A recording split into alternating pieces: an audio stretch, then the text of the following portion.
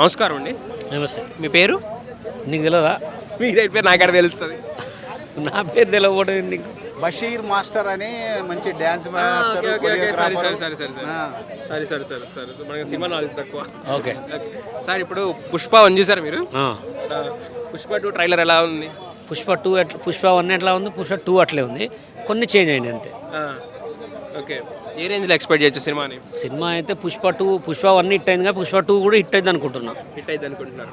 జాతరే జాతరేనా? జాతరే. పుష్ప 1 కంటే పుష్ప 2 జాతరే, తగ్గేదేలే.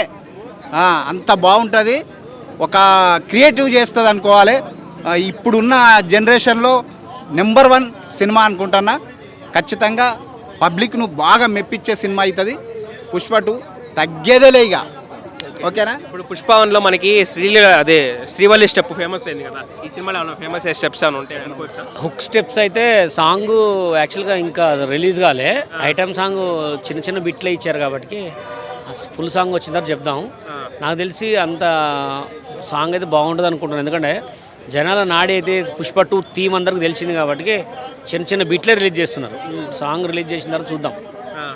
Song release చేసిన తర్వాత ఎల్లుండే కదా సాంగ్, 24th రిలీజ్, 25th నుంచి రీల్స్ వస్తూనే ఉంటాయి. ఓకే, మరి పుష్ప 1లో మనకి ఐటెం సాంగ్ సమంత గారు చేశారు, పుష్ప 2లో శ్రీలీల గారు ఆ రేంజ్లో మ్యాచ్ అవుతారంటారా? దానికంటే ఎక్కువ ఎక్కువ అవుతుంది. ఎందుకు అయిందంటే పుష్ప 2ని ఫ్లాప్ అని చెప్పి జనాలు ఎప్పుడు అన్నారో ఆ థీమ్కి అర్థమైంది అనమాట, ఇంకెక్కువ బాగా చేయాలని చెప్పి.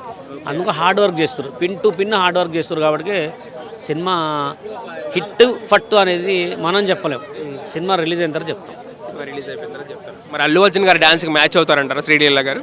అంటే ఇక మ్యాచ్ అంటే ఇదివరకు లెక్క చేయట్లే అల్లు అర్జున్ కూడా, ఎందుకంటే సినిమాలో డ్యాన్స్లు ఎవరు చూస్తురా? స్టోరీ చూస్తున్నారు, పాటలు వింటారు అంతే. డ్యాన్స్ ఇట్లేసినా పాటలు బాగుంటున్నాయి కదా, అందుకోసమే ఇదివరకు లెక్క కష్టపడట్లే. హిందీ కానీ, తెలుగు కానీ, తమిళ్ కానీ ఏదో కొత్తగా వచ్చే హీరోలు చేస్తున్నారు అంతే.